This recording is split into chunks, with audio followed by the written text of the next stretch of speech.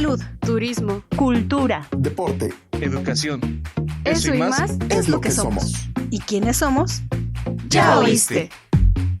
El programa del Instituto de Seguridad y Servicios Sociales de los Trabajadores del Estado.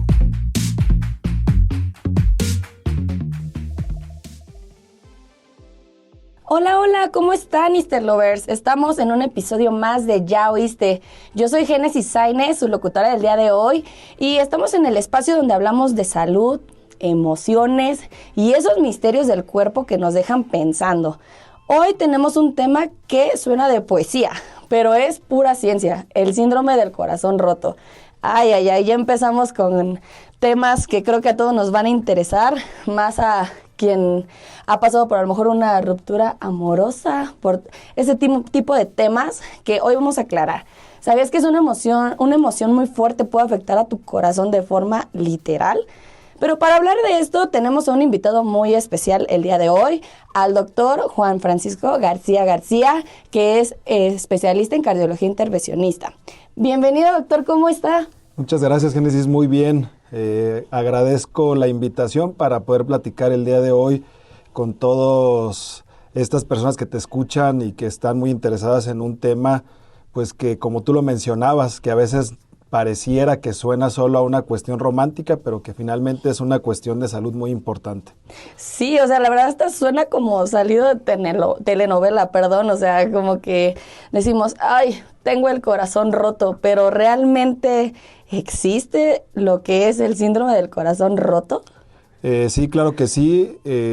Finalmente, quizá uno de los puntos de los términos por el cual se relacionó es porque generalmente este síndrome, que un síndrome es la asociación de síntomas y signos, que ahorita en el transcurso de la charla lo iremos describiendo, que se manifestaba o tradicionalmente más común después de un estrés emocional. ¿Y por qué se denominaba además como síndrome del corazón roto? Porque es más común en mujeres, pero básicamente no solo en ellas, ¿no? Entonces, quizá por esa connotación fue derivado en un hombre. El término científico, el término cardiovascular, se denomina como una miocardiopatía por estrés. Okay. Sí, una miocardiopatía por estrés, o otro nombre técnico que es muy común, que igual explicaré la razón por qué, se llama síndrome de Takotsubo. El síndrome de Takotsubo se refiere a porque el corazón, en el momento de que nosotros por imagen del corazón, sobre todo cuando entra un paciente un cateterismo cardíaco o por un ecocardiograma, se observa como un cántaro.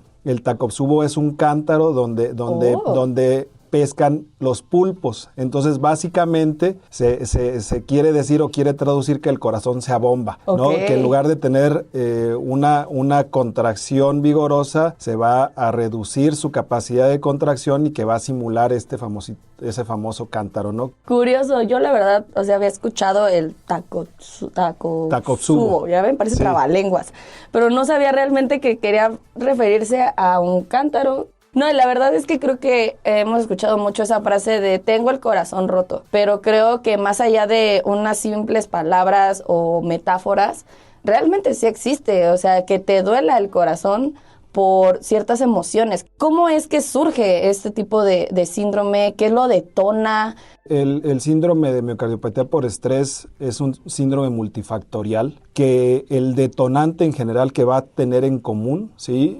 La presencia de síntomas y signos va a ser la condición en general de un estrés emocional muy importante. Como por ejemplo cuando recibimos una noticia devastadora, que un familiar presentó un accidente, que falleció en un accidente, o en otras condiciones emocionales, por ejemplo, en los divorcios, en la pérdida de un hijo. Es decir, estas condiciones serán el detonante para que se pueda llevar esta miocardiopatía por estrés.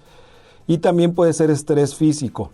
Es decir, lo más común es que sea un estrés emocional, pero también un estrés extenuante, por ejemplo, la presencia de corredores o de subir una montaña, todo lo que nos demanda una condición de mayor frecuencia en el corazón lo puede llevar. Entonces, tradicionalmente, de 10 personas que presentan esta miocardiopatía por estrés, 9 estará ligada a una cuestión emocional y quizá una solo a una condición de estrés físico extenuante. Válgame, o sea, estrés.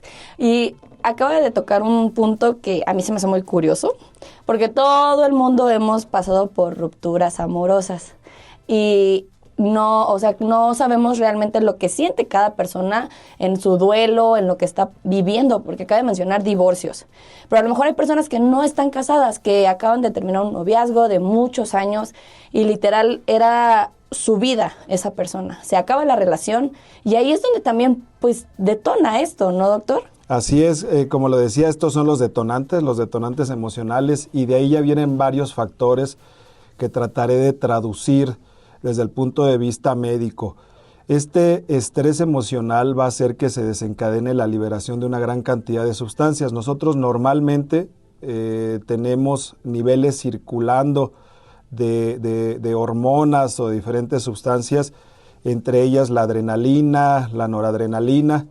Cuando nosotros tenemos una circunstancia emocional, se considera que va a haber una gran producción de esa hormona. Finalmente esa es nuestra hormona del estrés. Si yo me encuentro en una situación donde estoy vulnerable, lo primero que nosotros percibimos es un aumento de la frecuencia cardíaca porque se libera esta hormona y esto me prepara, por decirlo de alguna manera, para evitar el riesgo.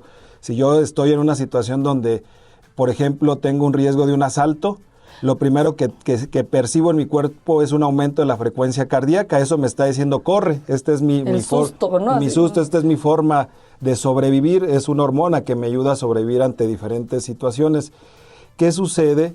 Que no se conoce exactamente por qué motivo en algunas personas se expresa de una manera descontrolada. Es decir, tendríamos la posibilidad de que uno de los mecanismos es que vamos a poner un nivel hipotético, que en lugar de tener 10 unidades de adrenalina en la sangre, tengamos ahora 200, ¿no? Y que eso tenga como consecuencia que, por ejemplo, se pueda producir un espasmo. Un espasmo es que se cierre la arteria coronaria que irriga una parte del corazón y que nos quedemos sin un riego suficiente, y que eso traduzca, pues finalmente la miocardiopatía por estrés es un infarto del corazón. Wow. ¿Sí? Es un infarto del corazón o una disfunción que puede ser transitoria y que generalmente las personas recuperan, pero finalmente nos está traduciendo una cuestión grave.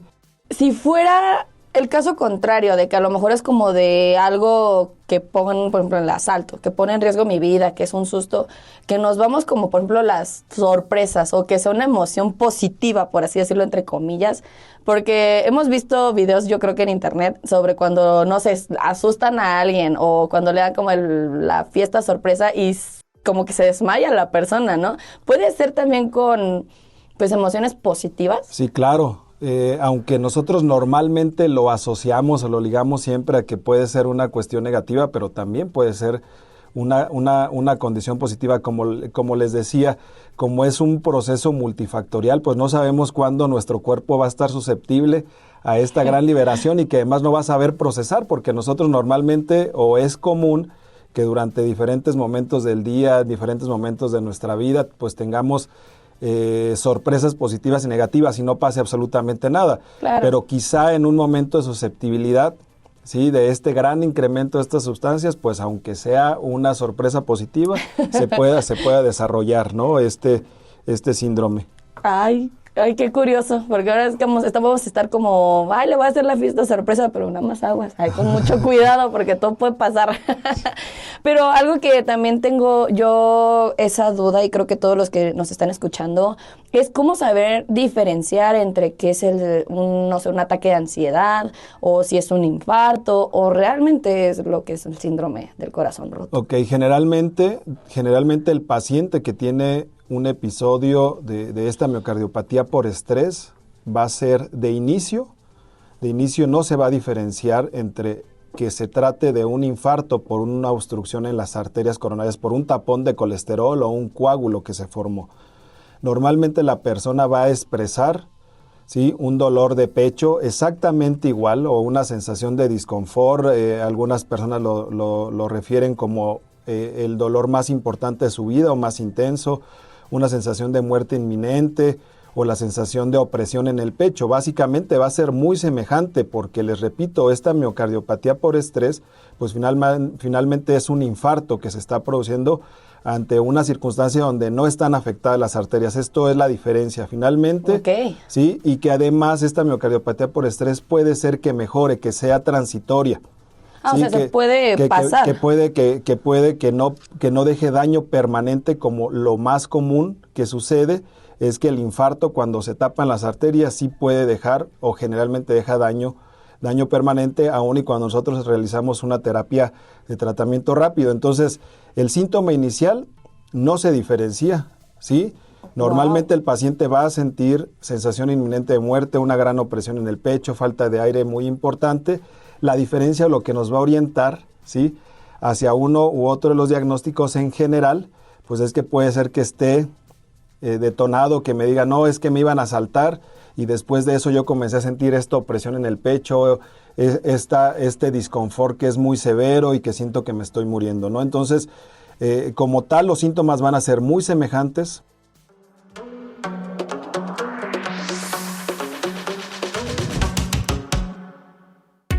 ¿Ya nos sigues en nuestras redes sociales oficiales?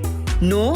¿Qué esperas? Búscanos como ISSSTE.mx y síguenos en Facebook, Twitter, Instagram, TikTok y YouTube. No te vayas, que esto aún continúa.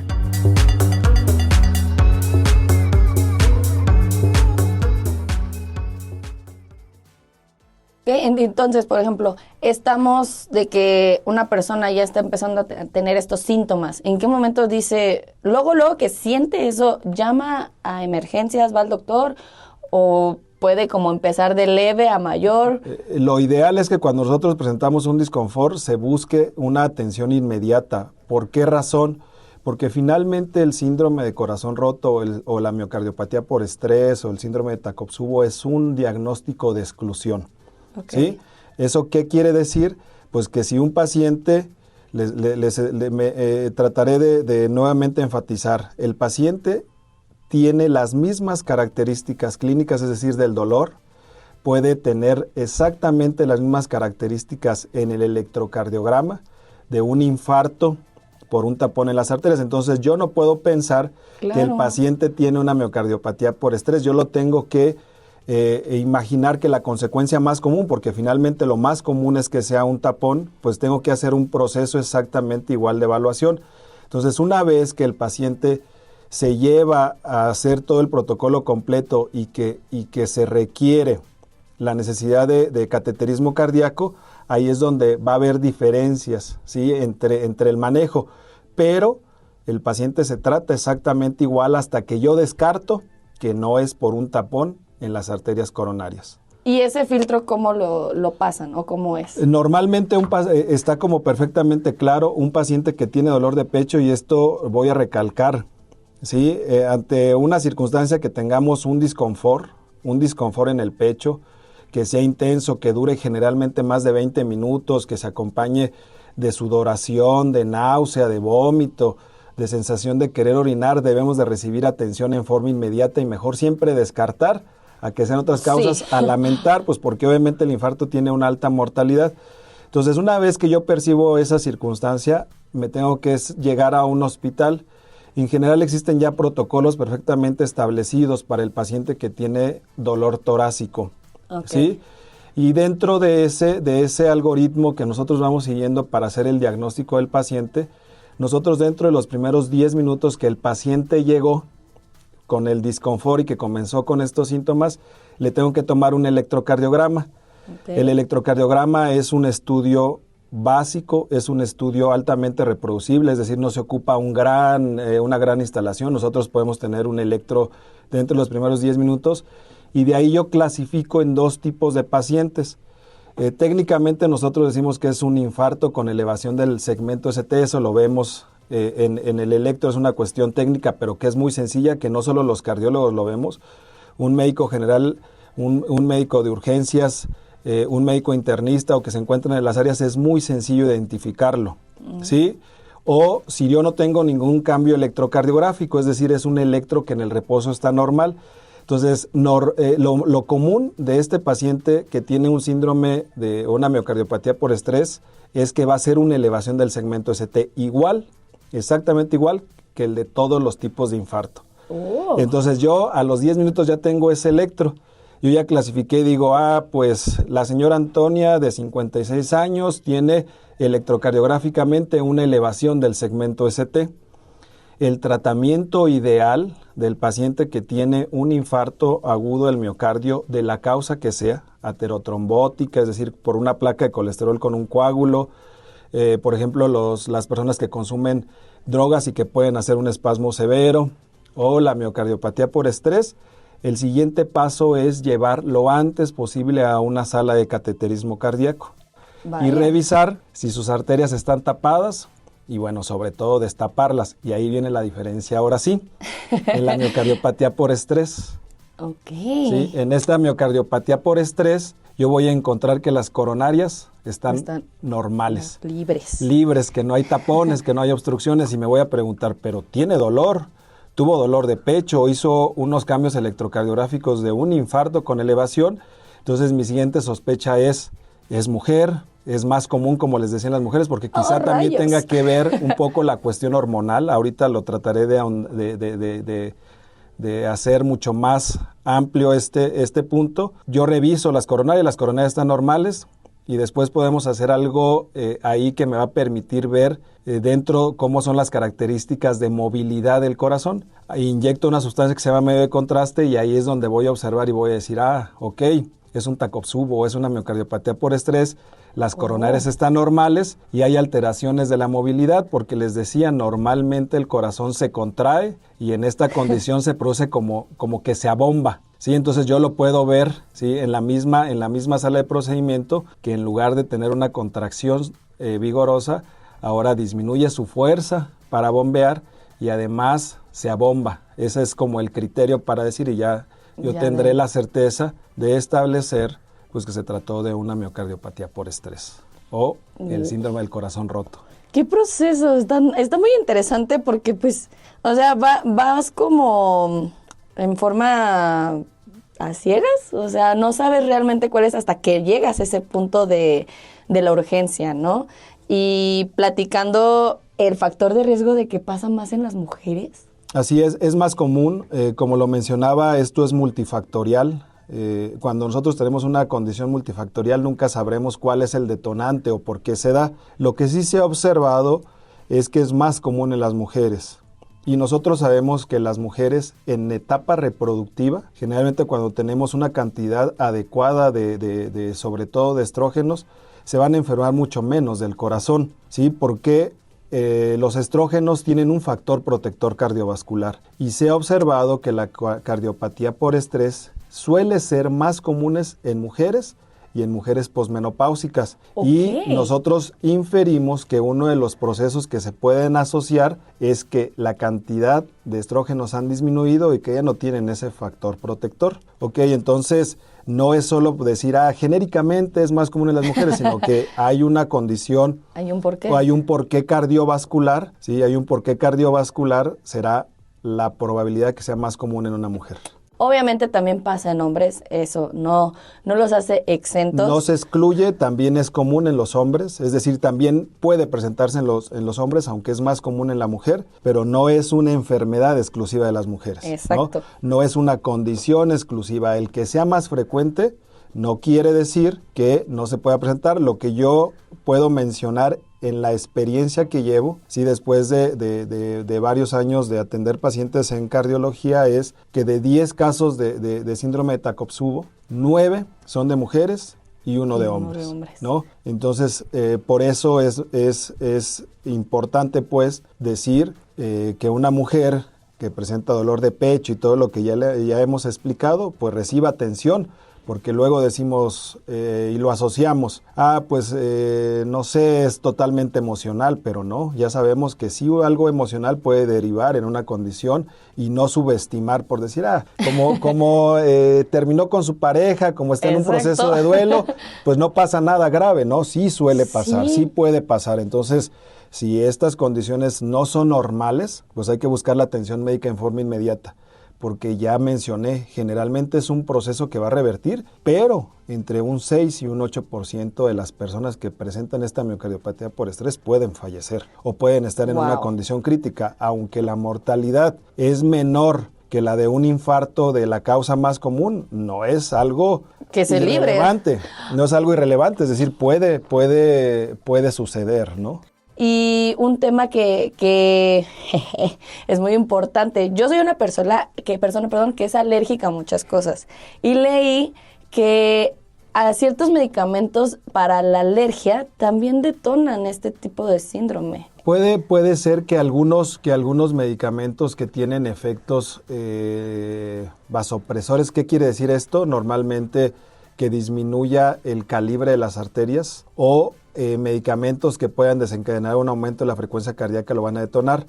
Es decir, el que no conozcamos una causa exacta pues nos da un abanico de probabilidades que pueden desarrollar, aunque el final de todo esto se va a derivar de esta gran expresión de las sustancias que yo les decía en la sangre, que es la adrenalina y noradrenalina, ¿no? Entonces, sí puede haber muchas condiciones que pueden llevar a esto, aunque es lo menos común.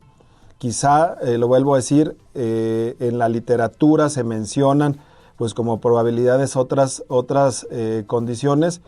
La experiencia que normalmente tenemos, nunca he visto que la causa detonante sea un fármaco, pero sí puede suceder. Es decir, esto no es excluyente. Puede dar que si produce una reacción severa, por ejemplo, igual de no solo de una cuestión cardiovascular, por ejemplo, si me da una condición de alergia del fármaco y siento que me estoy ahogando, pues esa propia sensación me puede llevar a una angustia y a la misma situación, ¿sí? que lo que ya expresamos. No, y es que justo pasa que ni siquiera te das cuenta que es alérgico a esa medicina, supongamos. Lo más común es la penicilina, pero en el caso, por ejemplo, mi papá le inyectaron lo que es la famosa vitamina B y estaba todo bien. ¿Y qué pasó? Como 2 minutos empezó a sentir justo en el corazón como esa presión, ese dolor, sudoración, los mismos síntomas que estaban pasando y pues todos espantados, ¿no? O sea, que le dio una reacción alérgica y ya le dio un infarto o le está dando un infarto y todos corriendo cuando a final de cuentas fue una reacción alérgica de la vitamina B. Así es, pero vuelvo a decir, el que alguien tenga esa angustia finalmente de que se está expresando algo mal en el cuerpo o que se están cerrando los bronquios y que tengo la sensación de falta de aire, pues ahora va a llevar al otro extremo, a lo que hemos hablado, ¿no? A un estrés emocional severo donde pues si de inicio era una causa, ahora tenemos 2 consecuencias o una consecuencia de un primer acto. Entonces esto es una cadena. Recordemos, siempre igual trato de transmitir pues que aunque yo me dedique a la cardiología, no puedo aislar el corazón, ¿no? El corazón se encuentra en un cuerpo y Exacto. que generalmente no puedo decir esto está aislado. El corazón inmediatamente repercute sobre el riñón, sobre el hígado, sobre otros órganos y viceversa. Entonces no puedo aislar. Puede ser que el detonante sea una condición totalmente ajena al corazón, pero que la consecuencia sea cardíaca, ¿no? Van o la unidos. manifestación va unida. No podemos olvidar que estamos dentro de un cuerpo, ¿no? ¡Hey tú! No te muevas, esto aún no termina. Y si te perdiste algún programa, puedes escucharlo en tu streaming favorito. Estamos como Ya Oíste.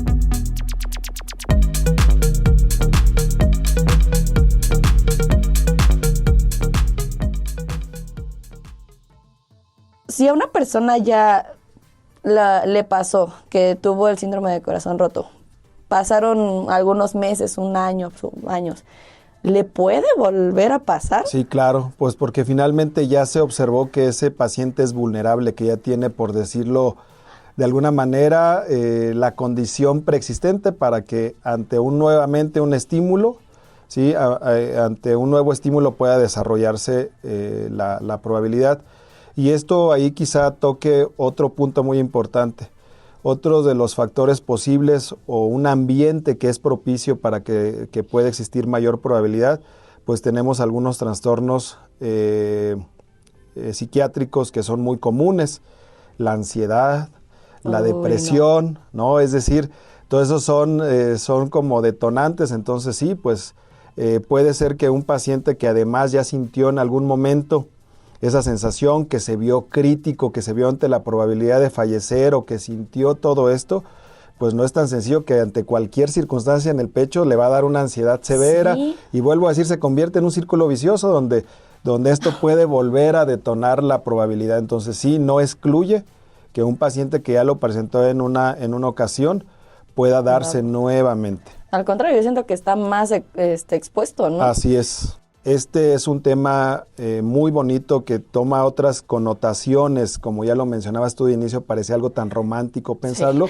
pero que debe de servir como ejemplo, ¿no? Las causas cardiovasculares son la causa de muerte más común en el mundo en hombres y en mujeres. Entonces, este tema nos debe de traducir o nos debe de llevar siempre ante cualquier circunstancia, ¿sí? Que ante presentar un síntoma en el pecho de opresión, de dolor, pues siempre buscar atención en forma inmediata y mejor descartar, porque no solo el pecho duele por una cuestión del corazón, ¿no? Puede ser un problema gástrico, puede ser un problema muscular, de hueso, pero lo primero que siempre hay que descartar, lo más grave, lo que nos puede llevar a la muerte.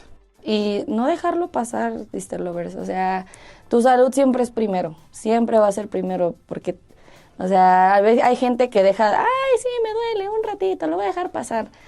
Y cuando tú pudiste prevenir, no accionaste y es ahí cuando llegan este tipo de casos muy trágicos. Así es. Y para hablar justo de la prevención y el manejo, doctor, ¿qué podemos hacer para cuidar el corazón emocional y físicamente? Para no llegar a estos extremos. Bueno, normalmente, ya lo vimos, pues que la susceptibilidad dependerá de cada quien. Los puntos más importantes para no enfermarnos del corazón siempre serán, pues obviamente, los que nosotros podemos evitar y otros que podemos controlar. Okay. El más importante que nos va a enfermar del corazón y lo podemos evitar es el cigarro, ¿no? El tabaquismo es el principal factor de riesgo, ¿sí? Para que el paciente desarrolle enfermedades del corazón. Y no solo una manifestación del corazón, puede padecer enfermedad cerebral, enfermedad pulmonar, cáncer. Pero bueno, el tabaquismo es el principal factor de riesgo, o nosotros que llamamos factores de riesgo mayores, que se pueden evitar. Y de ahí tenemos otros que no podemos evitar, bueno, o podemos prolongar a que se aparezcan, pero sí debemos de controlar, como es la diabetes, la hipertensión, el colesterol alto. Sí, esos son factores que yo puedo tratar de controlar para que no se manifieste. No subir de peso, tratar de estar en una condición corporal adecuada, realizar ejercicio, llevar una dieta adecuada. Sé que no nos podemos poner una burbuja para aislarnos de todas las cuestiones estresantes, pero como tú lo mencionabas en algún momento de esta plática, ¿no? O sea, de tener un poco de autocontrol, de quizá meditar, de tener una terapia que me evite o que me trate de quitar esa sensación de estrés, no sé, jugar ajedrez, es decir, no sé, alguna condición, un pasatiempo y obviamente pues el ejercicio. Todo eso nos va a ayudar a mantener una condición cardiovascular. Y les mencionaba, ¿qué me mantiene o qué me enferma el corazón? El cigarro, la diabetes, la hipertensión, el colesterol alto, el sobrepeso, el no realizar ejercicio. Entonces, si yo tengo, entre más cuestiones de estas tengo, mayor probabilidad de enfermarme. ¿Qué debo de hacer?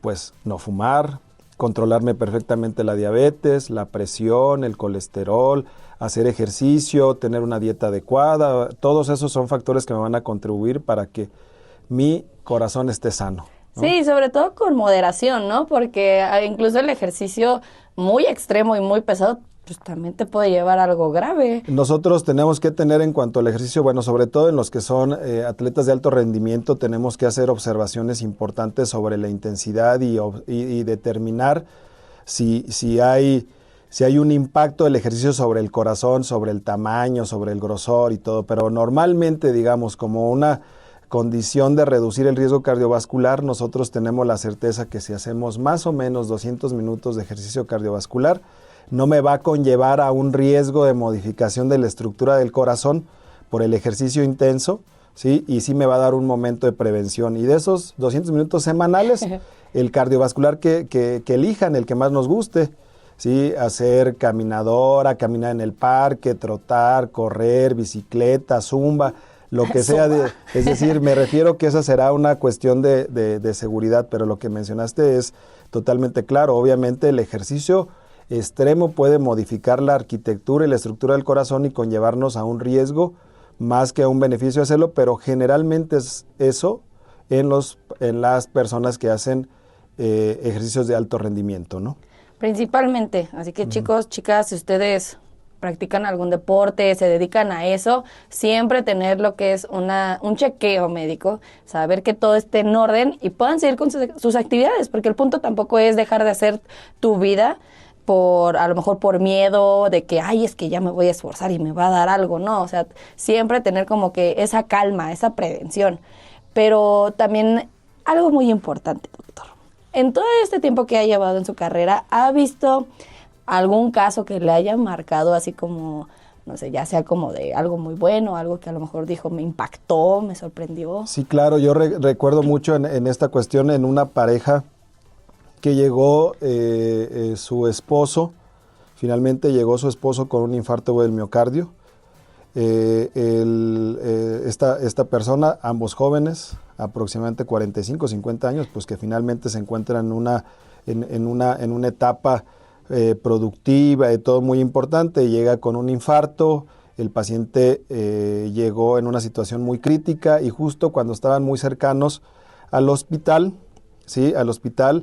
Él presentó paro cardíaco, lo reanimaron los paramédicos y finalmente pues llegó al hospital en esa situación. Ella iba de acompañante en la ambulancia con su esposo y esa sensación que le provocó ver ese evento, pues cuando ella llegó, exactamente igual, presentó en el momento que llegara ahí un desmayo, tuvo elevación y finalmente tuvo esta miocardiopatía por estrés. No. Entonces, por fortuna para los dos, la resolución fue buena. Es decir, a pesar de que él se encontraba en una circunstancia diferente de un infarto, ¿sí? por todos los factores que él tenía, tabaquismo y todo lo que ya mencioné, su condición fue tan estresante que los dos estuvieron al mismo tiempo en la terapia intensiva con circunstancias semejantes, con etiologías diferentes, ¿no? Con etiologías diferentes. ¡Qué impresionante! O sea, yo nunca había escuchado algo así. Creo que ustedes como doctores ven muchos casos muy particulares, pero sí definitivamente impactó en su vida, porque pues claro, o sea, la esposa está nerviosa, está preocupada por su esposo, que claro, no mide a lo mejor el nivel de estrés que estaba teniendo y le pasa a ella. ¡Ay, no! Y que quizá pues hay circunstancias que no se pueden controlar, ¿no? Claro. Que es decir, que seguramente en su mente pues se le venía a la imaginación o en ese momento sus pensamientos, pues sus hijos y todo eso. Jamás se imaginaría que esa respuesta la iba a llevar a una condición que pudo haber sido fatal, ¿no? Pero que por fortuna no fue de esa manera. Y qué bueno que fue así. La verdad es que sí es un caso de gran impacto también para aquellos que nos escuchan, sobre todo de que es muy frágil todo. En cuestión de minutos y segundos pasan las cosas. Lamentablemente este episodio también ya está llegando a lo último, pero antes de eso me gustaría, doctor, que les brindara unas palabras a aquellos que nos están escuchando, a todas las personas, de una manera de prevención, algo que le gustaría compartirles a ellos. Sí, claro, siempre les menciono que finalmente la vida se debe de disfrutar, pero se debe disfrutar bien, es decir, nunca con excesos, nunca con una limitación absoluta, y lo que tú mencionabas, me parece que uno debe de moderar muchas circunstancias.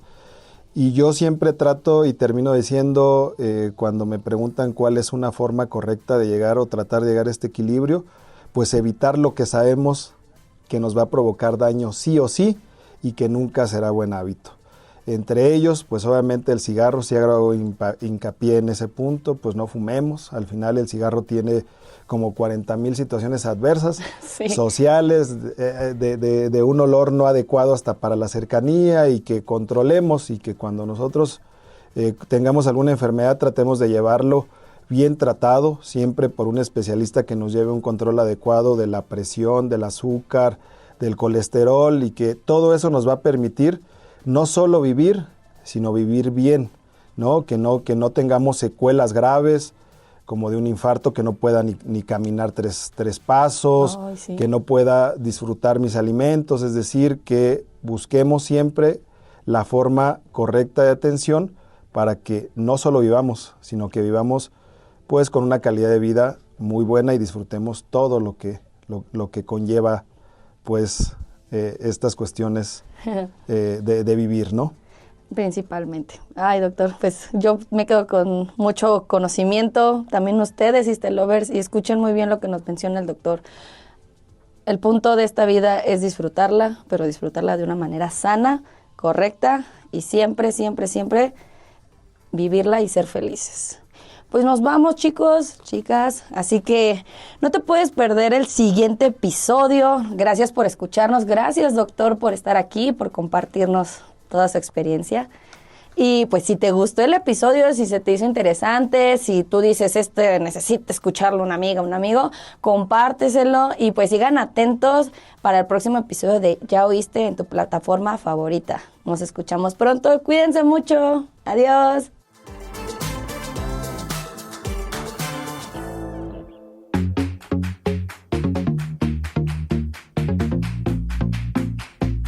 Salud, turismo, cultura. Deporte. Educación. Eso y más es lo que somos. ¿Y quiénes somos? Ya oíste.